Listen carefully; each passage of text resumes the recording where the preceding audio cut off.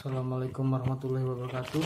Baiklah, di sini saya akan menjelaskan laporan pendahuluan saya yang berjudul trauma tumpul abdomen.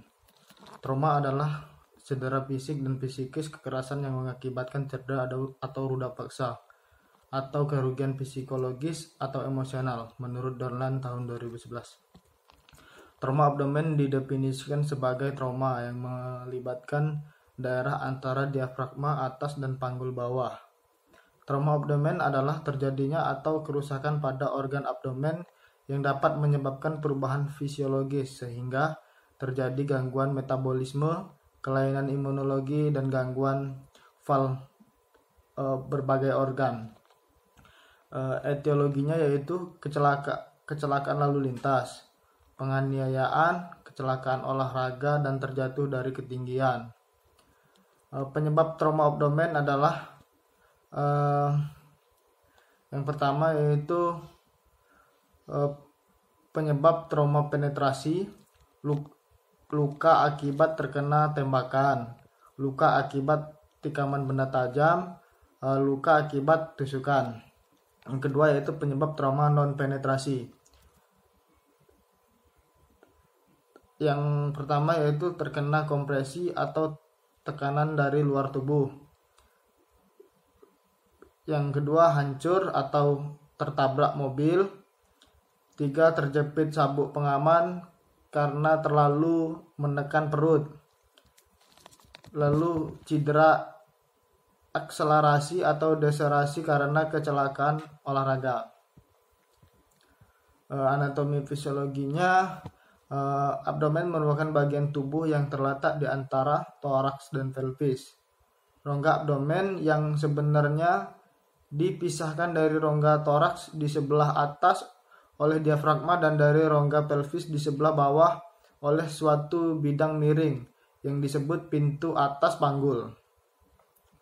Selanjutnya yaitu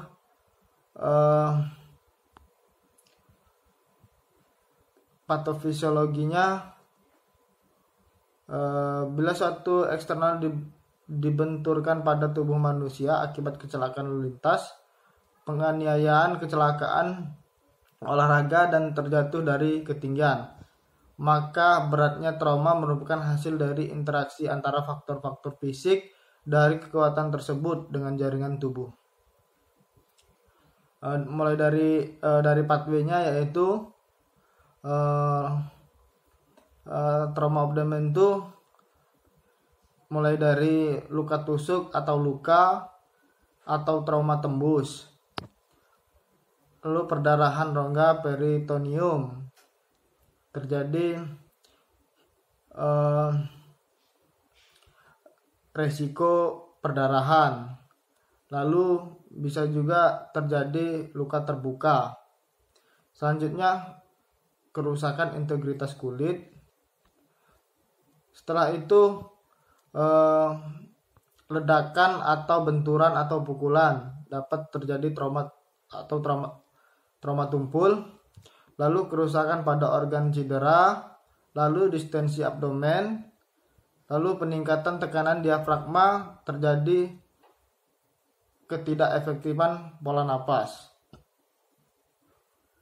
Dari distensi abdomen terjadi hipermetabolik, lalu penurunan masukan seluler oleh penggunaan integritas saluran gastrointestinal.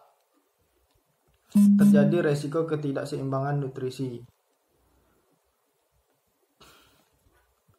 Lalu manifestasi klinis.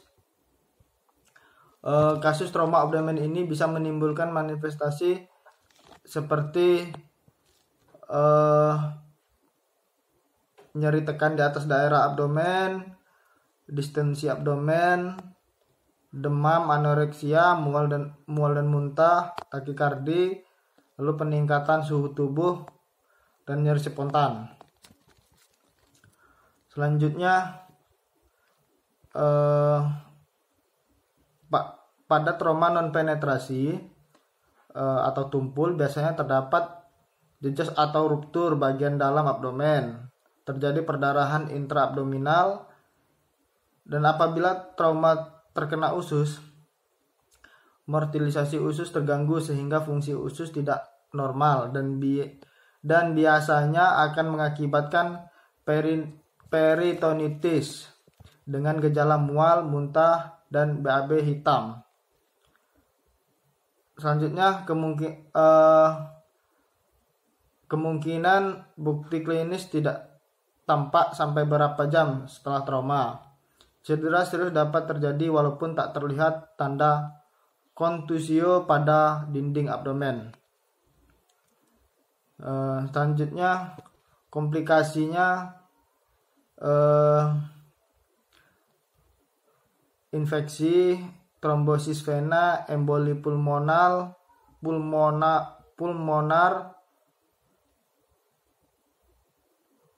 lalu stres, pneumonia, tekanan ulserasi, lalu atektasis, lalu sepsis. Selanjutnya pemeriksaan penunjang, yang pertama yaitu fototorak untuk melihat adanya trauma pada torak. Yang kedua yaitu pemeriksaan darah rutin. Selanjutnya VP intravenous pilogram. Selanjutnya DPL atau diagnostik peritoneal leakage. Selanjutnya ultrasonografi dan CT scan. Penata laksanaan medis abdominal paracentesis menentukan adanya perdarahan dalam rongga peritoneum, merupakan indikasi untuk laparotomi. Yang kedua, pemeriksaan laparoskopi mengetahui secara langsung penyebab abdomen akut. Selanjutnya pemasangan NGT memeriksa cairan yang keluar dari lambung pada trauma abdomen. Lakukan intubasi untuk pemasangan ETT jika diperlukan. Selanjutnya pemberian antibiotik. Selanjutnya asuhan keperawatan secara teoritis mulai dari pengkajian, data subjektif, data objektif, lalu sirkulasi, integritas ego, eliminasi, makanan dan cairan, neurosensori, lalu nyeri dan kenyamanan, selanjutnya pernapasan, selanjutnya keamanan. Untuk diagnosa keperawatannya yaitu ada 4 diagnosa. Ada 4 diagnosa. Yang pertama yaitu resiko kekurangan volume cairan dan elektrolit berhubungan dengan perdarahan. Selanjutnya nyeri berhubungan dengan adanya trauma abdomen atau luka penetrasi abdomen. Selanjutnya resiko infeksi berhubungan dengan tindakan pembedahan, tidak adekuatnya pertahanan tubuh. Selanjutnya ketidakefektifan bersih jalan napas berhubungan dengan disfungsi neuromuskular.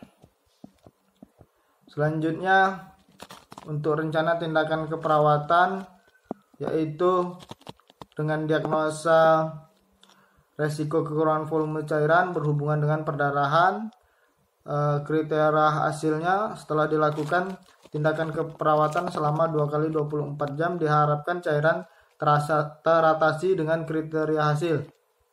Yang pertama, tekanan darah, nadi, suhu tubuh, dan batas normal.